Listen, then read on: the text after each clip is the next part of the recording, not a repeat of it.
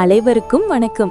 இன்னைக்கு நம்ம பார்க்க போறது ராசிகளின் அரசன், கம்பீரத்தின் அடையாளம், எதற்கும் அஞ்சாத சிம்ம ராசி பற்றி தான். சிம்ம ராசின்னு சொன்னாலே அது ஒரு நெருப்பு ராசி. நெருப்பு எப்படி எல்லாத்தையும் பிரகாசிக்க வைக்குமோ அதே போல சிம்ம ராசிக்காரர்கள் போற இடமெல்லாம் ஒரு தனி வெளிச்சம் இருக்கும். உங்க ராசிநாதன் சூரியன். சூரியன் எப்படி உலகத்துக்கே ஒளிய தந்து வழிநடத்துதோ அதே போல நீங்களும் ஒரு சிறந்த தலைவனா மத்தவங்களுக்கு வழிகாட்டியா இருப்பீங்க. உங்ககிட்ட இருக்கிற அந்த காந்த சக்தி யாரையும் ஈர்க்கும். இந்த நெருப்பு ராசியின் வேகம் இந்த ஏப்ரல் மாதம் உங்களை எந்த உயரத்துக்கு கொண்டு போக போகுதுன்னு பாப்போம்.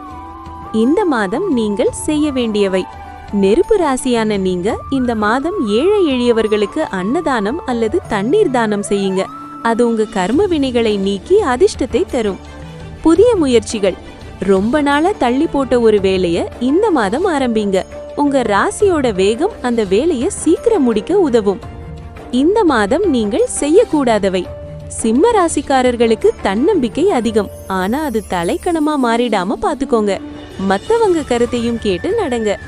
ஆவேசம்: நெருப்பு ராசி என்பதால் சீக்கிரம் ஆவேசம் வரும். இந்த ஏப்ரல் மாதம் அந்த நெருப்ப ஆக்கப்பூர்வமா பயன்படுத்துங்க.